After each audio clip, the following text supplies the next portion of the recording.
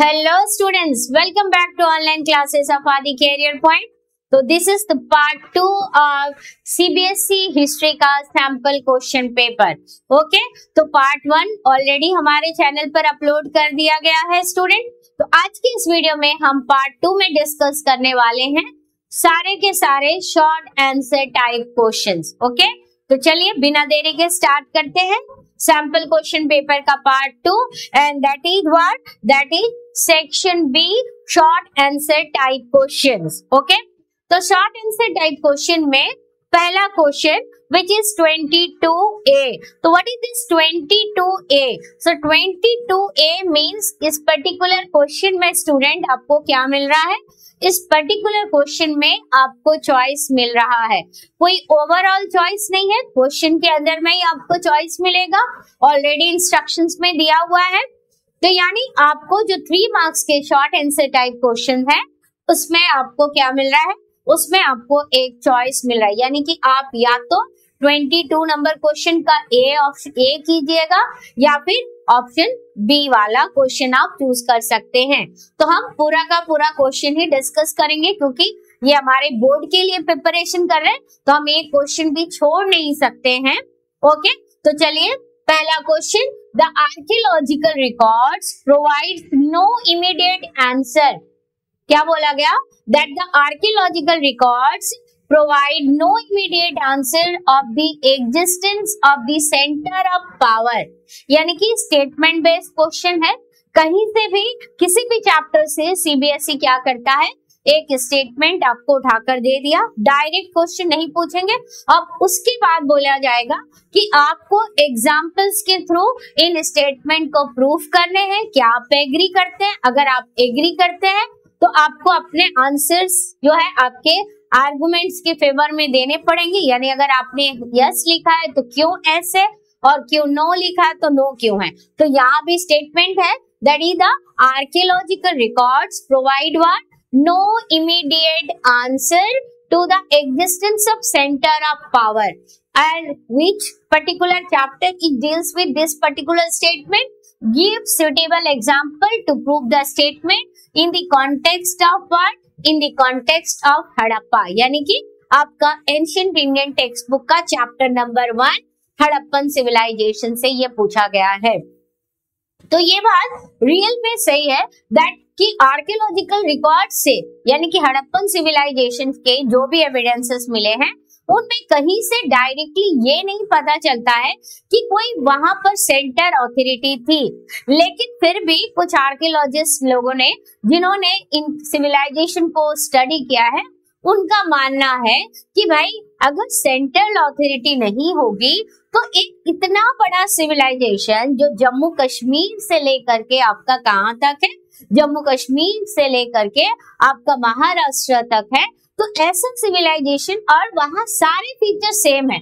उनका town planning same है, उनके ईंटों के साइज यानी कि ब्रिक्स के साइज सेम है, सील सेम है, वेट सेम है. तो आखिर ये सब कुछ सेम कैसे होगा अगर प्रॉपर सेंट्रलाइज प्लानिंग नहीं होगा? तो चलिए इसके आंसर देखते हैं जो सीबीएसई ने दिया है अपने सैंपल क्वेश्चन पेपर में. तो आंसर में दिया हुआ है that there is no doubt that the archaeological findings. तो ये बात सही है कि आर्कियोलॉजिकल फाइंडिंग्स हमें कोई no immediate answer to the Harappa central authority. Harappa के सेंट्रल अथॉरिटी को लेकर के आर्कियोलॉजिकल फाइंडिंग से कोई इमीडिएट रिकॉर्ड हमें नहीं मिलता, इंफॉर्मेशन हमें नहीं मिलता है. Then what? Then many views have been given regarding the central authority. लेकिन फिर भी सेंट्रल अथॉरिटी के फेवर में कई सारे व्यूज दिए गए हैं और जो मैंने ऑलरेडी अभी आपसे डिस्कस किया कि आखिर ये व्यूज क्यों आ रहे हैं कि भाई अगर हमारे पास कोई ऐसा तो एविडेंस होगा ना जिससे हम शायद ये प्रूव कर सकते हैं. क्योंकि अगर ऐसा है तो इसलिए ही हो सकता है क्योंकि प्रॉपर वहां पर प्लानिंग चल रही है, प्रॉपर सिस्टम है उनका, राइट. और सब जगह पर एक इक्वल मेजर को वो फॉलो कर रहे हैं. इक्वल मेजर तो तभी फॉलो कर सकते हैं ना जब वहां पर कोई प्लानिंग होगा, सेंट्रलाइज प्लानिंग होगा. तो आप इसके फेवर में आपका क्या क्या स्टेटमेंट आप लिख सकते हैं. तो following are some of them. Number 1, a large building found at Mohenjodaro. तो मोहनजोदड़ो में एक बहुत बड़ा बिल्डिंग मिला है, but no spectacular finds were associated with it. लेकिन इससे एसोसिएटेड कोई अलग फाइंडिंग्स नहीं है कि आखिर ये बिल्डिंग क्या है। तो आर्कियोलॉजिस्ट ने उसे अपने हिसाब से, क्योंकि उस टाइम के according that was a big one, तो आर्कियोलॉजिस्ट ने उसे पैलेस कह दिया, right. But there is no proof, there is no written document. Actually Harappan script को अब तक डेसिफर नहीं किया जा सका, इसीलिए वहां पर लिखी हुई चीजों को पढ़कर ये बताना मुश्किल है कि वो एक्चुअली किस पर्पस के लिए था। लेकिन एक बड़ी बिल्डिंग अगर हम आज के टाइम के साथ कंपैरिजन करें तो डेफिनेटली वो आपका क्या होगा, पैलेस होगा। तो ये सोचकर आर्कियोलॉजिस्ट ने उसे पैलेस जो है डिक्लेयर किया। लेकिन वेरी इंपॉर्टेंट, इससे रिलेटेड कोई स्पेक्टेकुलर फाइंडिंग्स और एसोसिएटेड नहीं है। इसके अलावा एक स्टोन स्टैचू मिला है, was found at the site of what? It was found at the site of Mohenjodaro. ठीक है, कहां पर? स्टोन स्टैचू मिला है मोहनजोदड़ो में, which have been labeled as the priest king, जिसे आर्कियोलॉजिस्ट ने प्रिस्ट किंग के रूप में लेबल्ड किया है। बट अगेन वेरी इंपॉर्टेंट कि रियलिटी में वो किस पर्पस में वहां पर यूज होता था ये नहीं पता है, वो किनका है ये भी नहीं पता। Okay, but so far about what? About the ritual practices of what? Ritual practices of Harappan people have not been understood. तो अब तक जो है रिचुअल प्रैक्टिसेस हड़प्पन सिविलाइजेशन के लोग किस तरह के ट्रेडिशन को फॉलो करते थे, इसको अभी तक रियल में नहीं समझा जा सका है। So there is no clear evidence to know whether those who perform ritual practices also held some political power। और या तो फिर अब जब रिचुअल प्रैक्टिसेस के बारे में ही क्लैरिटी नहीं है और इनके जो स्क्रिप्ट है उसको हम नहीं पढ़ पाए हैं, जो भी इन्होंने लिखा है हम वो नहीं पढ़ सकते हैं, तो हम 100% कोई क्लियर एविडेंस नहीं दे सकते हैं कि ये चीजें जो है वहां पर प्रैक्टिस की जाती थी या फिर पॉलिटिकल पावर का उसमें कोई इन्वॉल्वमेंट है। So that's why the statement the archaeological records provide one no immediate answer of the existence of center of power. The statement is really correct. Okay, now अब क्वेश्चन नंबर बी, किसका भी 22 का भी। तो मैंने आपको already बोला है सेक्शन मेंटेन कीजिएगा स्टूडेंट प्रॉपर तरीके से, और क्वेश्चन जब स्टेटमेंट बेस्ड क्वेश्चन आते हैं तो प्रॉपरली उस लाइन को लिखने की कोशिश कीजिएगा और हर एक सेक्शन को मेंटेन कीजिएगा। हर क्वेश्चन के बाद एक लाइन जरूर से आप छोड़िएगा और लिखिएगा प्रॉपरली, या पेंसिल से उसको लाइन खींच दीजिएगा हर क्वेश्चन के बीच में। ओके, अब चलते हैं आपके पास जो चॉइस वाला क्वेश्चन अवेलेबल है। सो चॉइस वाला question is also from the same chapter, given from the same chapter, that is from the Harappan civilization. Now what this question is asking, यानी दोनों में से एक आपको करना है, कोई भी एक आपको करना है। Now prove that Harappan had access to different parts of the world. तो हड़प्पन का एक्सेस जो है वो वर्ल्ड के डिफरेंट पार्ट से था, ये प्रूव कीजिए। तो इसके लिए आपकी बुक में दिया हुआ है ये मैप, राइट। तो ये है आपका हड़प्पन सिविलाइजेशन वाला इलाका, राइट, इंडियन सबकॉन्टिनेंट वाले पार्ट में, जहां पर हमें हड़प्पा के बारे में एविडेंसेस मिला है। अब इसके अलावा ये पर्टिकुलर सिविलाइजेशन के कंटेम्पररी सिविलाइजेशन का नाम क्या है, तो पर्टिकुलर इस सिविलाइजेशन का कंटेम्पररी सिविलाइजेशन है मेसोपोटामिया का सिविलाइजेशन, राइट, जो आपने क्लास 11 में पढ़ा था। यूफ्रेट्स एंड टिग्रीस के बीच में, जो ये दो नदियों के बीच में एक सिविलाइजेशन जो डेवलप हुआ था, that was known as the Mesopotamian civilization, and this is the contemporary civilization of Indus valley one. And what is the big difference between both the civilization is that the script of Mesopotamia is already deciphered. Okay, दोनों एक ही time period का civilization है, लेकिन Mesopotamia के script को decipher कर लिया गया है, लेकिन हड़प्पन सिविलाइजेशन के स्क्रिप्ट को अभी तक डेसिफर नहीं किया गया है। तो अब ये माना जाता है कि इन दोनों सिविलाइजेशन के बीच में कनेक्शन था, और इसके अलावा मगन, जिसे हम आज का प्रेजेंट टाइम ओमान है, माना जाता है कि मगन और आपका हड़प्पन सिविलाइजेशन के बीच में कनेक्शन था। तो आखिर इनके बीच में कनेक्शन था, इससे रिलेटेड कौन से एविडेंसेस मिले हैं? तो चलिए उसी एविडेंस के बारे में पढ़ेंगे, उन्हीं पर्टिकुलर पॉइंट्स को पढ़ेंगे। तो Harappan maintained a trade relation with other parts of the world in following veg. तो कैसे आप ये जस्टिफाई करेंगे कि other parts of the world के साथ उनका कनेक्शन था, कि हड़प्पा का मेसोपोटामिया के साथ कनेक्शन था, हड़प्पन लोग जो है मगन के साथ यानी कि ओमान के साथ में उनका कनेक्शन था। तो भाई आर्कियोलॉजिकल फाइंडिंग जो है हैव गिवन क्लू, इससे हमें क्या मिलता है? क्लू मिलता है। फिर एक बार बोल रही हूँ कि क्लू मिल रहा है क्योंकि ये इनडायरेक्ट सोर्सेस है। डायरेक्ट सोर्सेस कब होता है? जब वो लिखा हुआ होता, राइट, तब हमें 100% श्योरिटी हो जाती। लेकिन जो आर्कियोलॉजिकल फाइंडिंग्स है उससे ये क्लू मिलता है that Harappans had a trade relation with western Asia. तो ऑलरेडी अभी मैंने मैप दिखाया, ये आपका वेस्टर्न एशिया है और वेस्टर्न एशिया के साथ में किसका ट्रेड कनेक्शन है? वेस्टर्न एशिया के साथ में हड़प्पन्स का ट्रेड कनेक्शन है। ओके, और कैसे प्रूफ होगा? तो इसके लिए copper was imported from Oman. तो अभी मैंने बताया मगन जो ओमान है शायद, तो वहां से कॉपर इंपोर्ट किया जाता था। अब ये कैसे पता चल रहा है? ये पता चल रहा है केमिकल एनालिसिस से। सो chemical analysis have shown that both the Omani copper, तो ओमान का जो कॉपर है और हड़प्पन आर्टिफैक्ट्स में जो निकेल के ट्रेसेस मिले हैं indicated a common origin of copper, यानी कि इस जगह पे आपका मगन में जो कॉपर यूज हुआ है और इसके अलावा हड़प्पा में जो आर्टिफैक्ट्स है, इस आर्टिफैक्ट्स में हड़प्पा के यहाँ पर क्या मिल रहा है? निकेल जो मिल रहा है, निकेल के जो ट्रेसेस है, निकेल के ट्रेसेस का क्या है? They have common origin. इनका ओरिजिन क्या है? दे हैव कॉमन ओरिजिन, एक ही जगह से ओरिजिन पाया जाता है। तो ये तभी होगा ना जब इनके साथ इनका कनेक्शन होगा। अब हड़प्पा है इंडियन सब कॉन्टिनेंट में और ये है आपका अरेबियन पेनिनसुला में, दोनों के बीच में अगर कनेक्शन नहीं होगा तो सेम ओरिजिन कैसे मिलेगा, राइट? तो ये हो गया पहला प्रूफ कि डेफिनेटली इनके बीच ट्रेड रिलेशन रहा होगा, तब जाकर के ही ये पॉसिबल है कि दोनों के कॉमन ओरिजिन होंगे।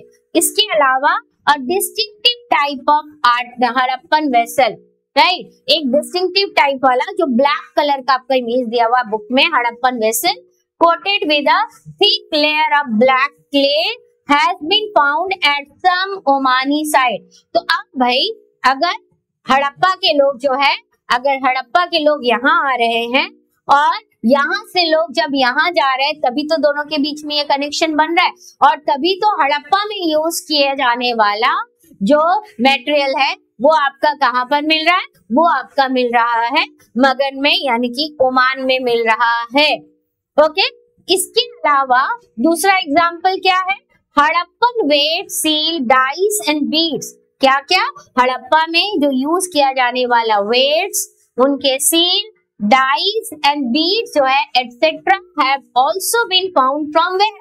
From the Mesopotamian side. तो अब ये कहां से मिला है?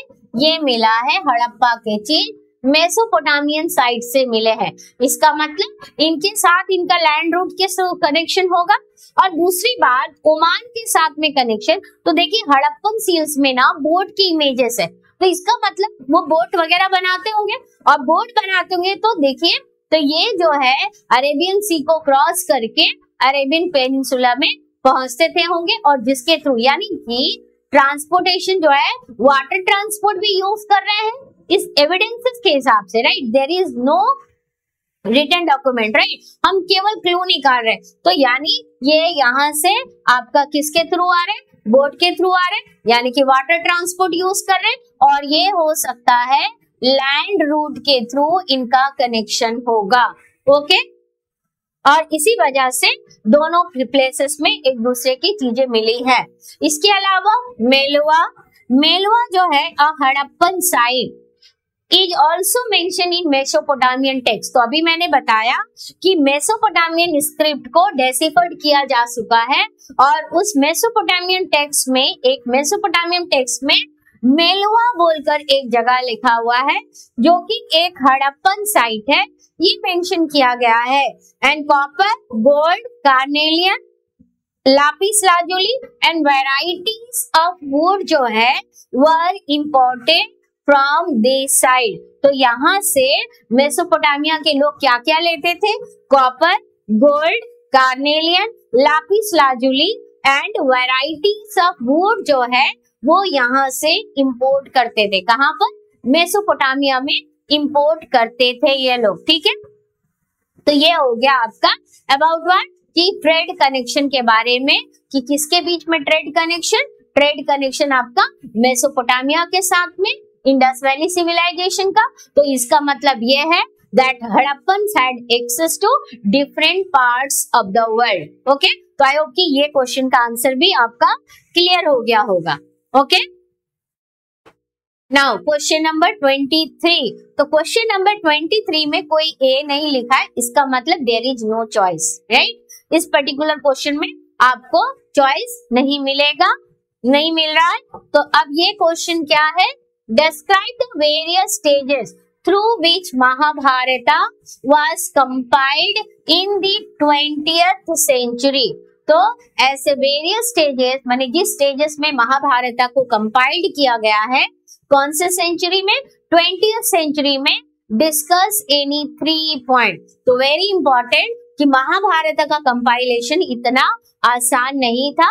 वीएस सुक्तांकर के नेतृत्व में ये काम किया गया और ये बहुत लंबा टाइम लेता है, क्योंकि महाभारत जो है that was written in manuscript, और भारत के अलग अलग जगह से जो है इसके जो मैन्युस्क्रिप्ट मिले। तो ऐसी कंडीशन में कौन सा इवेंट किसके साथ में लिंक करता है, उनको प्रॉपर अरेंज करना was not an easiest task. Okay, and this particular question is also from ancient Indian text book. तो चलिए अब इसका क्वेश्चन आंसर डिस्कस करते हैं।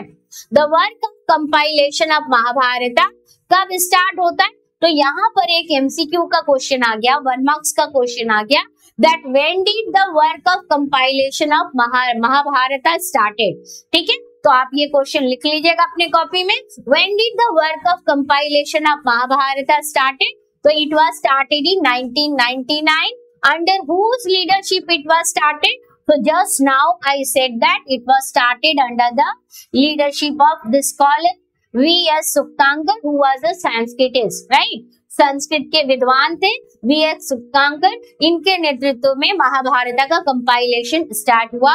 And a team comprising dozens of scholars, एक लीडर और कई सारे स्कॉलर्स ने मिल करके इस काम को किया। एंड दैट्स व्हाई महाभारत का compilation is called a critical edition and the various stages of compilation of Mahabharata were what?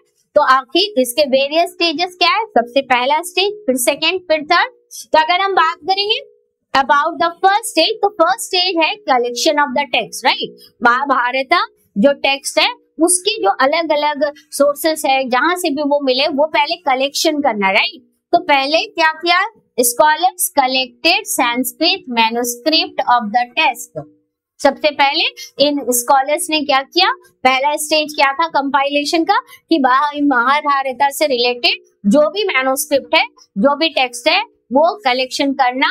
And it was written in a variety of script, very important, कोई एक single script में नहीं, कई सारे script में लिखा है। And found from different parts of the country, this is very important. अगर स्क्रिप्ट अलग है, लैंग्वेज अलग हो रहा है, अलग अलग पार्ट से मिल रहा है, तो उसको टाइम पीरियड में एक जगह लाना बहुत डिफिकल्ट है। तो सबसे पहले तो भाई इसके पूरे मैन्युस्क्रिप्ट को कलेक्ट कर लेना। ओके, उसके बाद फिर अब क्या हो गया? अब जब मैन्युस्क्रिप्ट का कलेक्शन हो गया, अब उसका कंपैरिजन करना कि कौन सा किसके साथ में लिंक बनेगा। यानी scholars compared versus from each manuscript and they selected the versus that appeared common to most version। यानी कि मोस्ट वर्जन में जो चीजें कॉमन दिख रही है, जिसका लिंक है, जैसे कि कृष्ण के जन्म के बारे में जहां पर दिया हुआ है, जहां 5 पांडव के जन्म के बारे में दिया हुआ है, तो ऐसे ऐसे सारी चीजों को कलेक्ट करना, उनको कॉमन जो मिल रहा है पॉइंट, उनको एक साइड करना, कंपैरिजन करके ये सेकेंड स्टेप था। And these common versus were published in several volumes, और ये जो है कॉमन वर्सेस कई सारे वॉल्यूम्स में पब्लिश्ड होते हैं, रनिंग इनटू ओवर कितने pages, 13,000 pages, not an easiest task, okay. And the project took how many years, and the project took to complete 47 years, okay। तो यहाँ पर कुछ रिकॉल बेस्ड डेटाबेस एमसीक्यू बन सकते हैं, यानी आप अगर इस तरह के क्वेश्चंस कर रहे हैं तो इसके साथ साथ हम एमसीक्यू स्टेटमेंट बेस्ड भी कंप्लीट करते चलेंगे, ओके। तो आई होप कि महाभारत का कंपाइलेशन वाला पॉइंट क्लियर हो गया। तो पहला स्टेप क्या था, पहला है collection of the Sanskrit manuscript. Second step क्या था, उसका कंपैरिजन करना। कंपैरिजन करने के बाद में फिर तीसरा क्या काम करना, सेलेक्ट करना the verses that appear common to most version, and the last is what, ये कितने वॉल्यूम में पब्लिश हुआ, सेवरल वॉल्यूम में पब्लिश हो रहा है, कितने पेजेस कवर कर रहा है, 13,000 पेजेस कवर कर रहा है, कितने साल लगे, 47 इयर्स लगे। किसके लीडरशिप में होता है, वीएस सुक्तांकर। कौन से टाइम पे शुरू होता है, 1919, यानी before independence, right. Now next question, that is question number 24। अच्छा हाँ स्टूडेंट, वर्ड लिमिट याद रखिएगा 60 to 80 वर्ड्स, राइट। 3 मार्क्स का क्वेश्चन है और प्रॉपर तरीके से आपको इसे कवर करना है। Now explain the barriers that a Al Biruni felt obstructed his understanding. ना अब आपके हो गए 3 क्वेश्चन हो गए। 3 में पहला जो क्वेश्चन है, पहला सेट ऑफ क्वेश्चन वो आपका हड़प्पा सिविलाइजेशन से था, उनमें से दोनों में से एक क्वेश्चन करना है, और उसके बाद एक क्वेश्चन हो गया आपका महाभारत से, राइट। अब इसके बाद में अब आ जाते हैं एंशिएंट इंडिया के बाद, अब आपका आ गया कौन सा, मेडिवल इंडिया में। अब अल-बरूनी यानी कि ट्रैवलर्स वाला चैप्टर।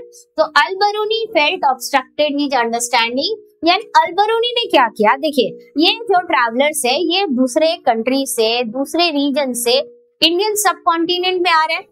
अब जब इनके रीजन और इनके रीजन में बहुत ज्यादा केवल डिस्टेंस नहीं है, बल्कि डिस्टेंस के साथ साथ कल्चरल वेरिएशन है, रीजनल वेरिएशंस है, लिंग्विस्टिक बैरियर्स आते हैं, लिंग्विस्टिक वेरिएशन है, वहां की भाषा यहाँ की भाषा दोनों अंतर है। तो डेफिनेटली ये तो बैरियर का काम करेंगे ही। तो अल-बरूनी ने ऐसे ही कुछ बैरियर्स के बारे में डिस्कस किया है अपने अकाउंट में। तो Al-Biruni was aware of the problem that he could face। Al-Biruni को ये पता था कि जब भी वो ट्रैवल करेंगे, अल-बरूनी क्या, इवन जितने भी ट्रैवलर्स है अगर वो ट्रैवल कर रहे हैं तो उनको पता होता है कि हम अगर किसी नए जगह पे जा रहे हैं तो वहां पर बहुत कुछ अलग मिलेगा। और अल-बरूनी भी इसको लेकर के अवेयर थे कि वो जब ट्रैवल कर रहे हैं तो कितने तरह के बैरियर्स वो फेस कर सकते हैं, क्या क्या प्रॉब्लम्स फेस कर सकते हैं, ठीक है। And he felt that many barriers obstructed his understanding, और उन्होंने पाया कि कई सारे बैरियर्स जो है जो उसके अंडरस्टैंडिंग के लिए प्रॉब्लम क्रिएट कर रहे हैं। And these barriers can be cited as under। तो what was the first barrier he discussed? तो सबसे पहला बैरियर अल-बरूनी ने क्या डिस्कस किया, that was the लैंग्वेज। सबसे पहला बैरियर क्या था, लैंग्वेज। तो अब अल-बरूनी जहां से आए थे वहां पर संस्कृत भाषा में कोई काम नहीं करता, अरेबिक भाषा, पर्शियन भाषा, इनका उनको नॉलेज था। तो Sanskrit was so different from which language, from Arabic and Persian, that ideas and concept could not be easily translated from one language into another।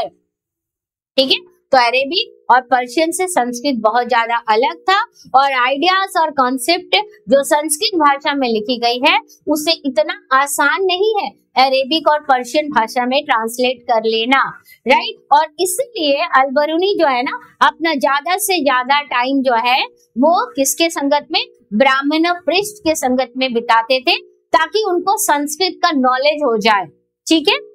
Next क्या है, सेकेंड बैरियर। तो what is the first barrier, first barrier हो गया language. Now coming to the second barrier. अब ये second barrier क्या है, what is the second barrier, second barrier जो है he found a lot of differences in religious belief and practices। उन्होंने क्या पाया, religious beliefs और practices में बहुत ज्यादा डिफरेंसेस है, ठीक है।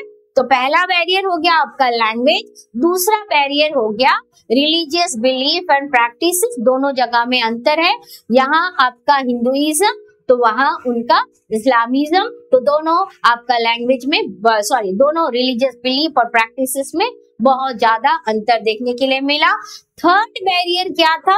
What was the third barrier that Al Biruni ने डिस्कस किया? That is the self absorption and insularity of the local population. Third barrier क्या है?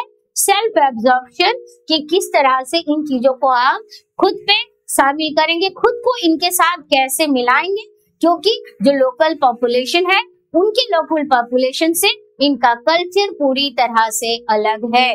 रीजनल डिफरेंसेस, तो कल्चरल डिफरेंसेस भी देखने के लिए मिलेगा। तो हम कैसे नए जगह में पहुंच करके उस पर्टिकुलर लोकल कल्चर को हम अडॉप्ट करें, this was the third barrier. तो पहला बैरियर अल-बरूनी ने क्या डिस्कस किया? लैंग्वेज को लेकर। सेकेंड बैरियर क्या है? सेकेंड बैरियर है आपका रिलीजियस बिलीफ एंड प्रैक्टिसेस, और थर्ड बैरियर क्या था? Self absorption and what? Insularity of the local population, की हम कैसे सेल्फ एब्जॉर्ब करेंगे, लोकल पॉपुलेशन में उनको कैसे लेगा, वो कैसे लोकल कल्चर को अडॉप्ट करेंगे। तो these were the three barriers that were discussed by Al Biruni, कि हम जब नए जगह जाएंगे तो ये तीन बैरियर तो हमको मिलेंगे ही। Now question number 25, what was the condition of an average peasant of North India during which century? 17th century। तो 17th सेंचुरी में नॉर्थ इंडिया में एक एवरेज पीजेंट का क्या कंडीशन था? तो भाई पीजेंट कौन से रिच पीजेंट होंगे, कौन से एवरेज पीजेंट होंगे, बंगाल में किस तरह का क्राइटेरिया है, गुजरात में किस तरह का क्राइटेरिया है, ये पूरा आपके बुक में डिटेल में दिया हुआ है। तो अब सबसे पहले बात करते हैं about the condition of what? An average peasant of north India during which time period? 17th century के टाइम पे। So an average peasant of northern India, अगर हम एक एवरेज पीजेंट बोला तो व्हाट इज द कंडीशन? क्या condition बोला गया एवरेज पीजेंट का? तो एक एवरेज पीजेंट के बाद में क्या होगा? A pair of oxen. एक एवरेज पीजेंट के पास में क्या होगा? A pair of oxen and 2 plough. एक एवरेज पीजेंट का क्या क्राइटेरिया दिया गया है 17th सेंचुरी के नॉर्थ इंडिया में? कि उनके पास एक पेयर ऑफ ऑक्सेन होगा एंड 2 प्लाउ होगा। And most of the peasants were possessing what? Most of the peasants were possessing less than that. लेकिन मोस्ट ऑफ द पीजेंट जो नॉर्थ इंडिया में, उनके पास में a पेयर ऑफ ऑक्सेन भी नहीं है और 2 प्लाउ भी नहीं है, बल्कि उनके पास इससे कम था। ओके तो ये हो गया the condition of an average peasant in north India. लेकिन ये तो पहला पॉइंट हुआ, लेकिन हमें इनका दूसरे रीजन के साथ में कंपैरिजन भी बताना है। जैसे कि in Gujarat peasants were considered to be rich, तो कौन सी पीजेंट्स को गुजरात में रिच कहा जाता है? तो उन पीजेंट्स को, यानी कि condition required to become a rich peasant is what? They were possessing 6 acres of land. तो गुजरात में रिच पीजेंट का मतलब क्या है? कि एक व्यक्ति को हम रिच पीजेंट बोलेंगे when they have what? 6 acres of land. जब उनके पास में 6 एकर्स ऑफ लैंड होगा तब उसको रिच पीजेंट बोलेंगे। और एवरेज पीजेंट नॉर्थ इंडिया में किसे कहा जाता है? Average peasant is equal to north India a pair of oxen and what? 2 plough. और क्या होगा? 2 प्लाउ होगा। लेकिन कईयों के पास इससे भी कम था। और गुजरात में rich peasant is equal to 6 एकड़ ऑफ लैंड। इन बंगाल 5 एकड़ was the upper limit of an average peasant. तो आप बंगाल में average peasant is equal to, अब क्या करोगे? बंगाल लेंगे। बंगाल में हम क्या देख रहे हैं? Average peasant is equal to, आपने क्या देखा? Is equal to 5 acres of land, right? 5 acres of land and 10 acres of land owned by a peasant who considered rich asami. आसामी का मतलब क्या है? किसान। पीजेंट तो रिच आसामी उसी के कहेंगे जिनके पास 10 एकर्स ऑफ लैंड होगा। Okay, and agriculture was based on what, यहाँ पर इससे एक क्वेश्चन भी पूछा गया है कि 17th सेंचुरी में एग्रीकल्चर जो है कौन से कॉन्सेप्ट पर बेस्ड था, it was based on the concept of individual ownership.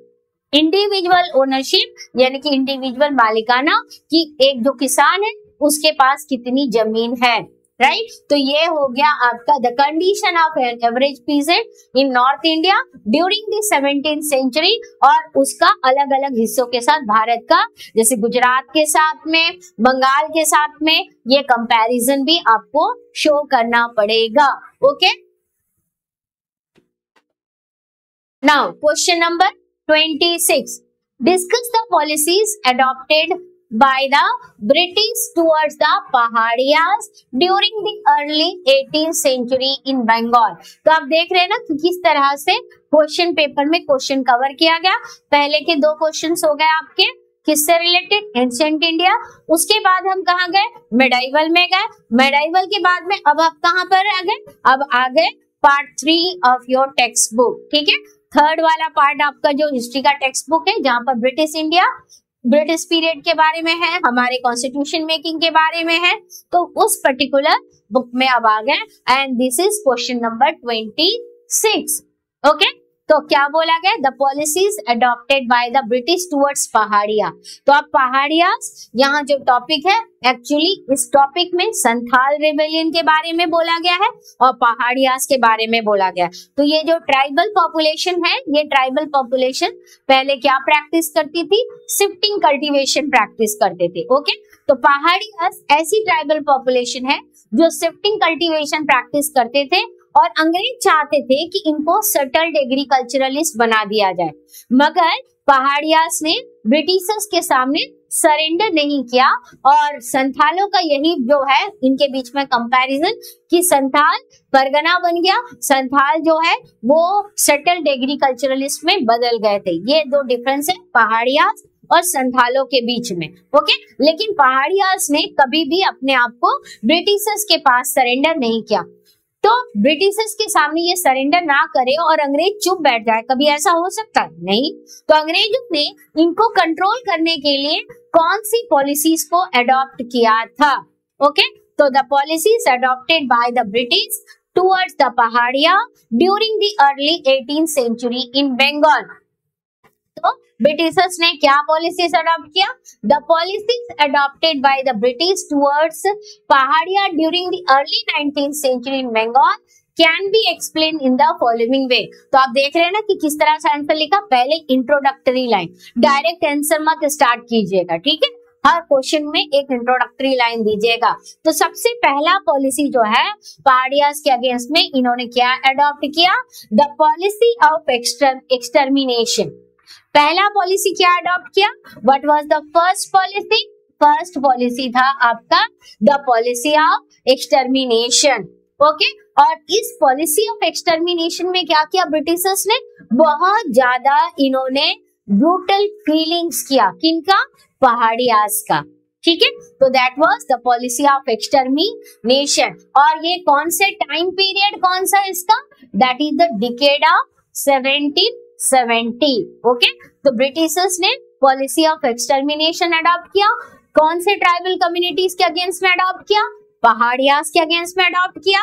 और कौन से टाइम पीरियड है? 1770, यानी कि आपका 18th सेंचुरी वाला time period. And toward Paharia and begin hunting them down and killing them. Right, अब सेकेंड पॉलिसी, पहला पॉलिसी तो हो गया the policy of extermination. Now what about the second policy? That is the policy of pacification. Second policy क्या है? That is the policy of pacification, यानी कि शांति वार्ता, राइट, पीस। तो इन द डिकेड ऑफ 1780s, यानी कि पहले 1770s में बहुत सोचा ब्रूटल किलिंग करेंगे, मारेंगे, काटेंगे, कैसे भी इनको अपने पास सरेंडर कराएंगे, लेकिन नहीं हो पाया। लेकिन ऐसा नहीं हो पाया, तो next policy in the decade of 1780s, collector of Bhagalpur, उनका नाम क्या था? Who was the collector of Bhagalpur? तो इससे रिलेटेड भी आपका क्वेश्चन आ सकता है। That was Augustus Cleveland. What is the name of that collector of Bhagalpur? Augustus Cleveland. तो आपसे यहाँ एक एमसीक्यू क्वेश्चन बनता है, name of the collector of Bhagalpur who propose the policy of pacification towards पहाड़िया। ये क्वेश्चन लिख के रखिएगा, name of the British official who propose the policy of pacification towards Paharia. तो कौन है वो? He was Augustus Cleveland. और कौन से टाइम पीरियड में? 1780s के डिकेड में इन्होंने द पॉलिसी ऑफ पैसिफिकेशन लाया था। तो दोनों अलग अलग पॉलिसी है, एक किलिंग का है, ब्रूटल किलिंग, और दूसरी तरफ शांति वाला। ठीक है, तो याद रखिएगा कि पहाड़ियास के तरफ में ब्रिटिशर्स ने कौन सी पॉलिसी लॉन्च किया? फर्स्ट होगा the policy of extermination, second क्या होगा? The policy of pacification. Now what about policy of pacification? Examiner इस पर भी अलग से क्वेश्चन आपको दे सकता है। तो what is the meaning of the policy of pacification? अच्छा, एक क्वेश्चन और भी बन सकता है, दोनों के बीच में डिफरेंसेस भी पूछ सकते हैं। कई तरह से क्वेश्चन पूछेगा, डायरेक्ट आपको नहीं देंगे, right? So this policy propose to give annual allowances to Paharia chief. बोला कि भाई हम शांति करते हैं, बहुत मारकाट हो गया, जरा कुछ दिन अब शांत हमें रहना है, क्योंकि मार से कुछ नहीं हो रहा, तो बेटर है कि हम शांति का संदेश आपके पास लाए हैं। एंड इसमें क्या था? इसमें बोला गया था कि एक एनुअल अलाउंसेस दिया जाएगा। किसको दिया जाएगा? सारे पहाड़िया को? नहीं, ओनली पहाड़िया चीफ्स को। किसको देंगे? पहाड़िया चीफ को देंगे। भाई आखिर लीडर के कंट्रोल में तो पूरा कम्युनिटी होता है ना, तो चीफ को ही तो पहले हम खुश करें, उनको एनुअल अलाउंस देंगे। And they were made responsible. अब क्या ये एनुअल अलाउंस फ्री में देंगे बिना कोई शर्त के? नहीं, शर्तों के साथ देंगे। और they were made responsible for controlling their men, कि भाई आप अपने लोगों को कंट्रोल कीजिए, इसीलिए हम आपको पैसे दे रहे हैं। यानी हम आपको पैसे दे रहे हैं, आप अपने लोगों को ही मारिए अगर वो कंट्रोल नहीं होंगे तो। ये ऐसी शांति की वार्ता है, right? So they were also expected to maintain order in their localities. तो भाई अब ये ट्राइबल पीपल है, अंग्रेजों के ड्रेस के अकॉर्डिंग तो नहीं है, तो भाई ये एक्सपेक्ट करते थे कि अपने लोकेलिटीज में ये ऑर्डर को मेंटेन करें। And keep discipline among their own people, अपने लोगों को डिसिप्लिन रखे, प्रॉपर तरीके से कैसे रहना है, कहाँ जाना है, किस इलाके में जाना है, कहाँ नहीं जाना है, ये सब कुछ इनको बताया जाए ताकि अंग्रेजों के लिए कोई प्रॉब्लम ना आए। ठीक है? And but a number of Paharia chief. अब क्या लगता है कि ये पहाड़िया चीफ जो इतने दिनों तक सरेंडर नहीं हुए, अब सरेंडर हो जाएंगे? क्या सारे सरेंडर हो गए कि कुछ लोग सरेंडर हुए? तो भाई number of Paharia chief, number of Paharia chief मतलब ज्यादा से ज्यादा पहाड़िया चीफ जो थे, उन लोगों ने क्या किया? They actually refuse to take the annual announce. इन्होंने बोला भाई हमें आपके पैसे नहीं चाहिए, रखिए, हम कोई एनुअल अनाउंस नहीं लेंगे, हम आपके गुलाम नहीं बनेंगे। एंड तो ये तो हो गया वो सारे लोग जिन्होंने रिफ्यूज कर दिया। अब जिन्होंने एक्सेप्ट किया तो डेफिनेटली कोई ना कोई तो एक्सेप्ट करने वाला भी होगा। So those who accepted the allowances lost the authority with in their community. भाई गद्दारी किया ना अपनी कम्युनिटी के साथ में, तो अब उनको कोई मानेगा कि एक तरफ ज्यादा से ज्यादा लोग कभी भी ब्रिटिश के अगेंस्ट में सरेंडर नहीं होंगे, ब्रिटिश के सामने जाके झुकेंगे नहीं, गिड़गिड़ाएंगे नहीं, अपना कल्चर को खुद प्रिजर्व करेंगे। वहीं कुछ लोगों ने ब्रिटिश से पैसे ले लिया, तो अब उनको उनके कम्युनिटी के लोग मानेंगे। अंग्रेज सोच रहे थे पैसे देकर के इनको अपने अंडर कंट्रोल में रखेंगे और सारे लोगों को हम अपने अकॉर्डिंग काम कराएंगे, लेकिन भाई इतना आसान नहीं था। तो जिन लोगों ने उनसे पैसे एक्सेप्ट किए, पहाड़िया कम्युनिटीज के लोगों ने उनको रिजेक्ट किया, उनकी ऑथोरिटी ही खत्म हो गई। So they came to be seen as stipendiary chief being in the pay of what? Being in the pay of the colonial government only. खाली स्टाइपेंडरी चीफ रह गए और उनका जो ऑथोरिटी था अपने कम्युनिटी के ऊपर या फिर उनकी कम्युनिटी के लोगों का विश्वास था इन चीफ को लेकर के, ये विश्वास खत्म हो गया। So this is about the policies adopted by the Britishers towards whom? Towards the Pahadiya during which period? During the early 18th century in Bengal। और कितने पॉलिसीज अडॉप्ट किए? दो पॉलिसी, एक है द पॉलिसी ऑफ एक्सटर्मिनेशन, दूसरा है the policy of पैसिफिकेशन। ये policy यानी कि एक्सटर्मिनेशन 1770s में और आपका पॉलिसी ऑफ पैसिफिकेशन 1780s में। कौन लेकर के आए? Collector of Bhagalpur. What was his name? His name was Augustus Cleveland. And what are the differences between both the policies? Okay, now question number 27A. This means that again there is one question in which you are getting the internal choice, right? No overall, internal. 27 का या तो A करना है या आपको B करना है. यानी कि क्वेश्चन नंबर जो 3 मार्क्स के जो क्वेश्चंस है आपके 22 से लेकर के 27 तक, इन क्वेश्चंस में आपको 2 ऐसे क्वेश्चंस है जहां पर आपको इंटरनल चॉइस मिल रहा है. Okay, now 27A. Rumors and prophecies played a part in moving the people into action during the revolt of 1857. तो rumors and prophecies जो है इसने 1857 के रिवॉल्ट में बहुत ही वाइटल रोल प्ले किया. एक्चुअली इसी के वजह से ही तो 1857 रिवॉल्ट भी होता है. तो अब आपको इस स्टेटमेंट को जस्टिफाई करना है. Exam statement with rumours and reasons for its belief, कि आखिर इसके पीछे रीजन क्या था, लोगों ने आपके रूमर्स पर विश्वास क्यों किया. हम एक मंदिर में विजिट करने जाते हैं, पूजा पाठ करने के लिए जाते हैं, अचानक कोई बोलता है कि अरे सब लोग भाग रहे, लैंडस्लाइड हो रहा है, लेकिन उसको बिलीव करने के पीछे कोई ना कोई तो रीजन होगा. हो सकता है किसी ने देख लिया कि पहाड़ से जो है पत्थर गिर रहे हैं, लोग भाग रहे हैं, तो यहाँ भी लोगों ने भागना शुरू किया. इसी तरह से तो स्टैम्पेड होते हैं, सब कुछ होता है, राइट. तो कोई ना कोई इसके पीछे रीजन होता है, किसी चीज को हम बिलीव करने के लिए जाते हैं. तो भाई ये तो अंग्रेज थे, अंग्रेजों की तो कई ऐसी एक्टिविटीज थी उस टाइम पे जिसकी वजह से लोगों ने रूमर्स पर भी एक्सेप्ट किया. वो सच है झूठ है ये किसी ने उस पे एक स्टैम्प लगाने की कोशिश नहीं की, ना पता करने की कोशिश किया कि सच्चाई है कि नहीं है, इसमें 1% भी सच्चाई है कि नहीं. सुन ली, अपने लोगों पर विश्वास किया, अंग्रेजों पर नहीं विश्वास करेंगे. इसीलिए रूमर्स ने बहुत वाइटल रोल प्ले किया 1857 के रिवॉल्ट में. तो चलिए उसका आंसर डिस्कस करते हैं.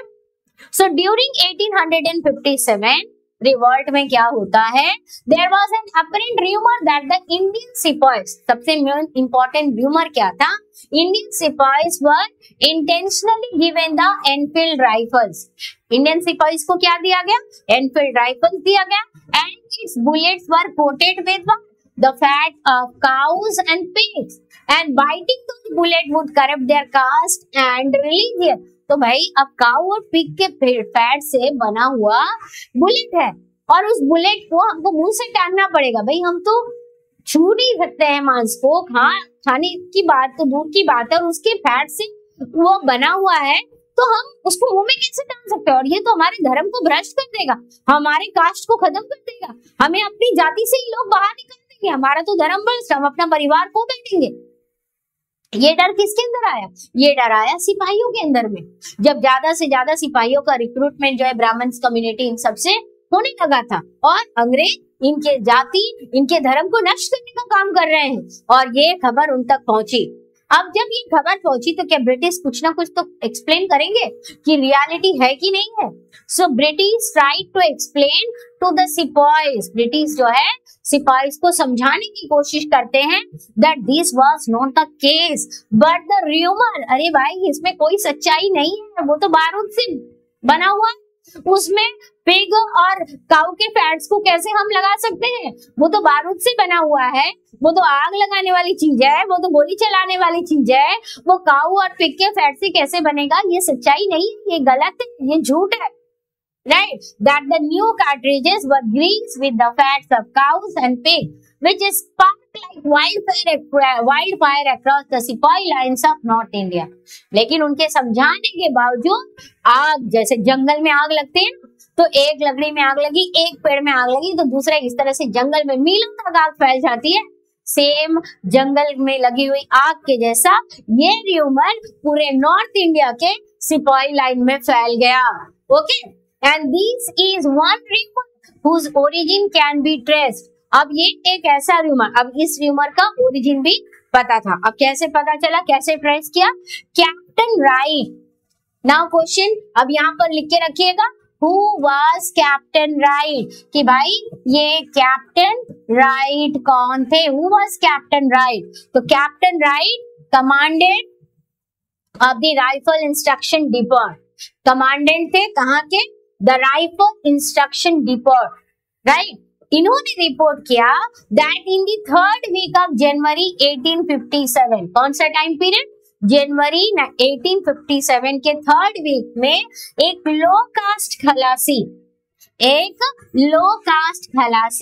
Who worked in the magazine, कहां पर मैगजीन में काम करते थे, दमदम में, had asked a ब्राह्मीण सिपाही, इसने एक ब्राह्मीण सिपाही को बोला for a drink of water from his लोटा। तो अब भाई आपको पता है वो एक ऐसा टाइम पीरियड जिस समय अनटचेबिलिटी अपने चरम सीमा पर थी, लोग ब्राह्मण कम्युनिटी के लोग एक लो कास्ट खलासी के लोटा से पानी कैसे पी सकते हैं, पी सकते हैं क्या, नहीं पी सकते, इससे भी उनका धर्म भ्रष्ट हो जाएगा, कास्ट भ्रष्ट हो जाएगा, क्योंकि वो लो कास्ट है। तो लो कास्ट खलासी जो कि दमदम के एक मैगजीन में काम करते थे, उन्होंने एक सिपाही को बोला, कौन से सिपाही, ब्राह्मण सिपाही को बोला कि इसके लोटा से पानी पी लो। सिपाही तो एक्सेप्ट नहीं करेगा ना, सिपाही ने क्या किया, सिपाही ने रेफ्यूज किया, saying that lower caste touch wood defile the लोटा, लोअर कास्ट ने जो उस लोटे को टच किया है इससे लोटा अपवित्र हो गया है, इससे लोटा अपवित्र हो गया है एंड वो इसे टच नहीं कर सकते हैं। एंड द खलासी हैड रिपोर्टेडली रिटोर्टेड, तब खलासी को गुस्सा आया, उसने बोला you will loss your cast, आप जो है ना अपना कास्ट लॉस करने वाले हैं, as era long you will have to bite what cartridges covered with the fat of cows and pig. भाई तुम मेरे लोटे को छूने की बात नहीं कर रहे हो, लोटा छूने से मना कर रहे हो, उससे पानी पीने से मना कर रहे हो, लेकिन भाई तुम तो अपना कास्ट खो दोगे, क्योंकि तुम जो कार्ट्रिजेस यूज कर रहे हो वो आप मुंह से जो टान रहे हो वो तो काऊ के फैट और पिग के फैट से लगा हुआ है, बना हुआ है, तो तुम्हारा कास्ट तो ऐसे ही खत्म होने वाला है, ठीक है। तो ये ओरिजिन उन्होंने आइडेंटिफाई किया, that this is the reason behind the origin of this particular rumour. Okay, now the truthfulness जो है about this report, the truthfulness of the report had not identified, लेकिन ये सच में है कि नहीं है ये आइडेंटिफाई नहीं किया जा सका, लेकिन बट वंस दिस र्यूमर, लेकिन जब ये र्यूमर स्टार्ट होता है, no amount of assurances from the British officer could stop its circulation. जब ये र्यूमर फैलने लगा, ब्रिटिशर्स ने हजारों कोशिश की कि इस र्यूमर के सर्कुलेशन को रोका जाए, लेकिन वो रोक नहीं पाए and the fear of its spread among the सिपाही, और वो किसी भी कोशिश के थ्रू इस र्यूमर को रोक नहीं पाए और ये र्यूमर वाइल्ड फायर के रूप में बढ़ता चला गया, right. And there was a rumour, इसके अलावा और एक है that there was a rumour that what there was the rumor that British government has had a gigantic conspiracy, यानी कि ब्रिटिश का गवर्नमेंट जो है वो एक बहुत बड़ा क्या कर रही है, कॉन्स्पिरेसी कर रही है, और कॉन्स्पिरेसी किससे रिलेटेड है, to destroy the caste and religion of Hindus and Muslims, क्योंकि कई सारे जो मिशनरीज है ना वो भी उस समय स्कूल स्टैब्लिश कर रहे थे, तो जो बच्चे मिशनरीज स्कूल में पढ़ने के लिए जा रहे थे उनमें से कई लोग क्रिश्चियनिटी में भी कन्वर्ट हो रहे थे, रिलीजियस कन्वर्शन हो रहा था, तो अब लोगों को डर लगने लग गया था कि ऐसा ही कुछ शायद हो रहा होगा, तो कई एक्टिविटीज मिल करके र्यूमर्स को जो है अपना ग्राउंड लेने के लिए मौका देती है। तो अब यहाँ पर ये भी था कि इनको डर लगने लग गया, and these fear steered men to action, अब ये डर जो है ना लोगों को एक्शन लेने के लिए मजबूर करता है। The response to the call for the action was reinforced by the prophecy that British rule will come to end. अब ये जो रेस्पॉन्स आया कि अब ब्रिटिश रूल खत्म होकर रहेगा on the end centenary of the battle of Plassey on 23rd June 1857, ठीक है। तो बैटल ऑफ पलासी के सेंटिनरी तक जो है ब्रिटिश रूल भी भारत में अब खत्म होकर रहेगा, ये भी र्यूमर आया, ठीक है। इसलिए लोग एक्शन में आए, इसलिए लोग जो है एकदम जोर शोर से किसी भी हालत में इस चीज को खत्म करने की तैयारी पे लग गए थे। ठीक है, तो ये था आपका 1857 रिवॉल्ट में किस तरह से रूमर्स और प्रोफेसर्स ने बहुत वाइटल रोल प्ले किया। इसके अलावा और भी पॉइंट है, जैसे कि पहले के जो ब्रिटिश ऑफिशियल्स थे वो इन लोगों के साथ में बहुत अच्छा व्यवहार करते थे, वो कभी इनके साथ में कोई भेदभाव वगैरह नहीं करते थे, अप एंड डाउन सिस्टम ऐसा कुछ भी नहीं था। लेकिन आगे के जाकर के ब्रिटिश ऑफिशियल्स ने अपने जो जूनियर जो है उनको एक तरह का उनके मन पे नफरत की भावना क्रिएट की, उनको नौकरों के जैसे बिहेव करना शुरू किया, इंफीरियर के जैसा बिहेव करना शुरू किया। तो ये सारी चीजें ना एक साथ ग्राउंड लेती चली गए। नाउ क्वेश्चन नंबर 27B, तो ये आपका चॉइस वाला क्वेश्चन होगा कि 27 में ये या बी करना है।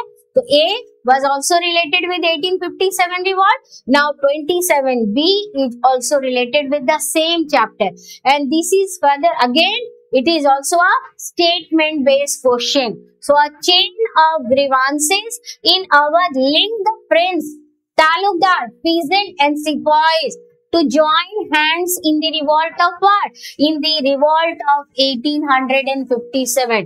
तो ये स्टेटमेंट बेस्ड क्वेश्चन है जहां पर डायरेक्टली नहीं लेकिन इनडायरेक्टली पूछा गया है about what? About the causes. Causes of what? Why did Prince, Talukdar, peasant and sepoy join hands and they participated in 1857 revolt in Awadh? Right? तो अवध के प्रिंस, तालुकदार, सिपाही, पीजेंट इन लोगों ने क्यों 1857 रिवॉल्ट में पार्टिसिपेट किया? तो इससे रिलेटेड 3 पॉइंट यानी कि 3 डिफरेंट रीजंस आपको देने हैं। तो 18th century, since 18th century Awadh जो है कई तरह के प्रॉब्लम्स फेस कर रहे थे। Awadh faced a number of grievances and which were linked to what? ये जो ग्रीवांसेस अवध फेस कर रहा था, these grievances were linked to home?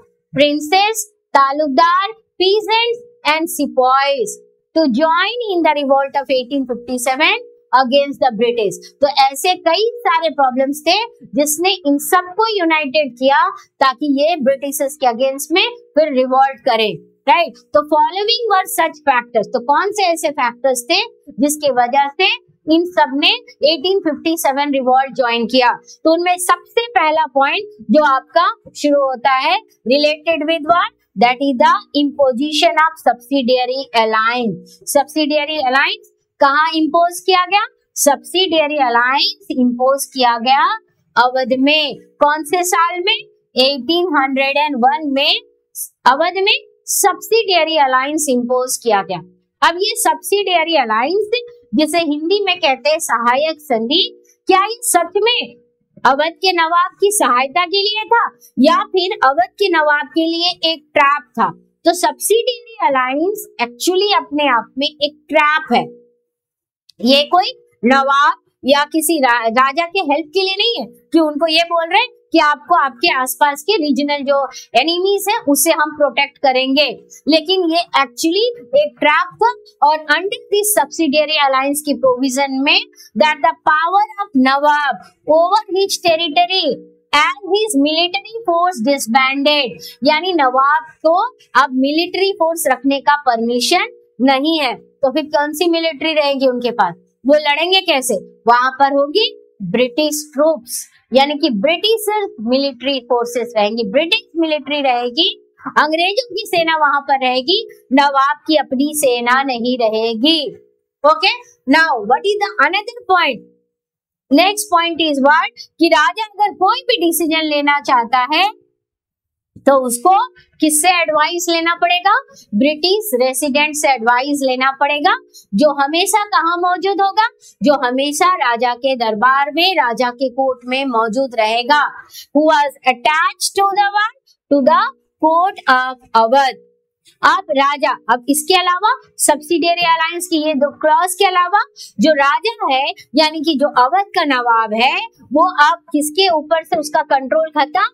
उसके जो रिबेलियस चीफ थे और उसके जो तालुकदार थे, इनके ऊपर से राजा का कंट्रोल क्या हो रहा है?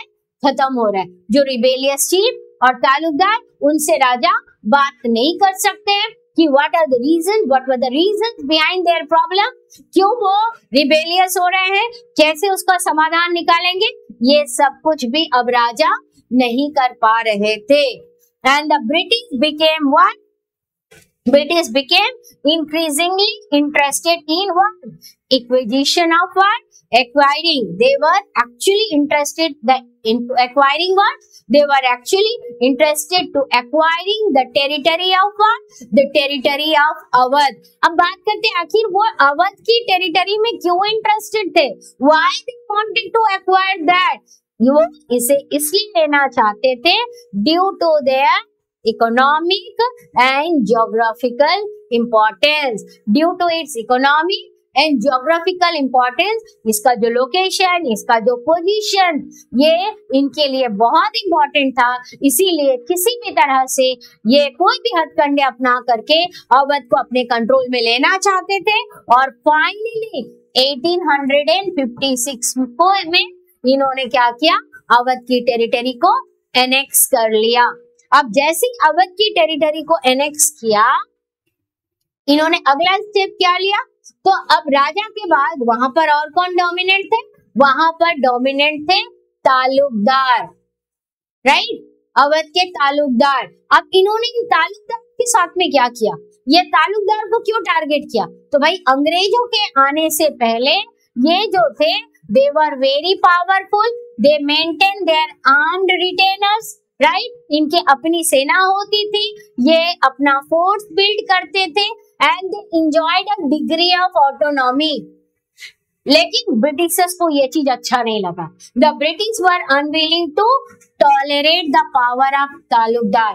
ब्रिटिशर्स किसी भी तरह से तालुकदार के पावर को टॉलरेट नहीं कर पा रहे थे, बर्दाश्त नहीं कर पा रहे थे। इसीलिए इन्होंने क्या किया? इमीडिएटली आफ्टर द एनेक्सेशन, जैसे अवध को अपने अंडर कंट्रोल में ले लिया, द तालुकदार के साथ इन्होंने क्या किया? दे डिसआर्म देम। तालुकदार को डिसआर्म कर दिया और उनके फोर्स को डिस्ट्रॉय कर दिया। अब क्या लगता है, तालुकदार खुश रहेंगे ब्रिटिशर्स से कि ये सोच करके नवाब को हटा दिया तो अब हम जो चाहे करेंगे? नहीं, इनके साथ भी ब्रिटिशर्स ने अच्छा नहीं किया। इन्हें भी, इनकी भी जो आजादी थी उसको पूरी तरह से छीन लिया। And the first revenue settlement, very important, यहाँ से एक क्वेश्चन बनता है that what do you know about the first revenue settlement? So this first revenue settlement is also called the summary settlement. So what is another name of the first revenue settlement? Another name of the first revenue settlement, that is the summary settlement, यहाँ पर लागू किया। And this summary settlement further undermined किस क्या कर रहा है? undermined कर रहा है मतलब कम कर रहा है। क्या कम कर रहा है? The position and authority of the Talukdar. एक तालुकदार के फोर्सेस को हटा दिया, तालुकदार के फोर्स को डिस्ट्रॉय कर दिया। उसके बाद उनके ऊपर में कौन सा सेटलमेंट लॉन्च किया? Summary settlement. अब समरी सेटलमेंट से फिर क्या होता है? समरी सेटलमेंट से तालुकदार का पोजीशन और अथॉरिटी और नीचे चला गया। And this settlement proceeded to remove the taluqdar wherever possible, जहां जहां हो सके तालुकदार को हटाना शुरू कर दिया। तो एक तरफ नवाब, उन लोगों को गुस्सा, दूसरे तरफ तालुकदार, इनके साथ भी बुरा किया, तो क्यों ना ये 1857 की रिवॉल्ट में पार्टिसिपेट करें। अब चलते अगले पॉइंट में। By removing the taluqdar, the British wanted to reduce, why Britishers remove the taluqdar, और इसको रिमूव करने के बाद उन्होंने क्या किया? They wanted to reduce the level of exploitation and increase the revenue demand. कि वो कह रहे हैं कि वो लेवल ऑफ एक्सप्लॉयटेशन को रिड्यूस करना चाहते हैं और रेवेन्यू डिमांड को इंक्रीज करना चाहते हैं। किसका? अब किसके ऊपर में एक्सप्लॉयटेशन? पीजेंट के ऊपर में। तो रेवेन्यू डिमांड अब किसके ऊपर इंक्रीज करेंगे? पीजेंट के ऊपर में। But now peasants were in more difficult situation. लेकिन अंग्रेजों ने जो तालुकदार को हटाया उससे पीजेंट्स के लिए कुछ अच्छा नहीं हुआ, बल्कि उनका कंडीशन और खराब हो गया। Under the British rule, Talukdar तो अपने लोग थे, फिर भी अपने गांव के जनता के साथ रहने वाले लोग थे, वो किसानों की बात को समझ भी सकते थे। लेकिन अंग्रेजों के रूल के अंदर में देयर वाज नो गारंटी, अंग्रेजों के रूल के अंदर में कोई गारंटी नहीं थी that in times of hardship और crop failure the revenue demand of the state would be, क्या हो सकता है? स्टेट वुड बी reduced और collection postponed। अंग्रेज ऐसा करेंगे कि जब आपका हार्वेस्ट खराब हो गया है, जब आपका क्रॉप फेलियर हो गया है, जब ड्रॉट जैसा सिचुएशन आ गया है, अंग्रेज रेवेन्यू डिमांड को कम कर देंगे या फिर उस समय लेने से मना कर देंगे? नहीं, बल्कि हाँ, तालुकदार ऐसा कर सकते थे जो पीजेंट्स को भरोसा था, लेकिन अंग्रेजों के टाइम पे ऐसी कोई गारंटी नहीं थी। तो फिर पीजेंट्स कैसे खुश होंगे ब्रिटिशर्स के आने से? ओके, और that in times of need they would get any loan or support that the Talukdar had earlier provided। तो तालुकदार इनको लोन भी देते थे, सपोर्ट प्रोवाइड करते थे, लेकिन अंग्रेजों से ऐसी कोई भी आशा ये नहीं रख सकते थे। So thus with this separation neither Talukdar nor peasant had any reason to be happy with the annexation। तो एक तरफ प्रिंस को दुखी किया, तालुकदार को दुखी किया और पीजेंट्स के लिए भी प्रॉब्लम क्रिएट किया। There were also, अब बात करते हैं सिपाहियों का। तो there were also a rage in सिपाही towards the British। तो मैंने ऑलरेडी अभी कुछ देर पहले ही बताया था कि पहले के जो ब्रिटिश ऑफिशियल्स थे, यानी कि before 1820 British were very gentle, वो बहुत जेंटल थे विद द सिपाहीज। लेकिन 1840 के बाद में ये जेंटलनेस खत्म हो गया, चेंज होना शुरू हो गया। इसके बाद के जो ऑफिसर्स आने लगे उनमें बहुत बदलाव था। The officer develop the sense of superiority, कि हम सुपीरियर है, आप इंफीरियर है, एंड स्टार्टेड ट्रीटिंग द सिपाही एज व्हाट, एज देयर इंफीरियर्स। और इसके साथ साथ ये इन सिपाहियों के साथ क्या करते थे? अब्यूज एंड फिजिकल वायलेंस, ये कॉमन हो चुका था। हर दिन उनको नीचे दिखाना, हर दिन उसके साथ में उनको टॉर्चरिंग करना, हर दिन उनको परेशान करना।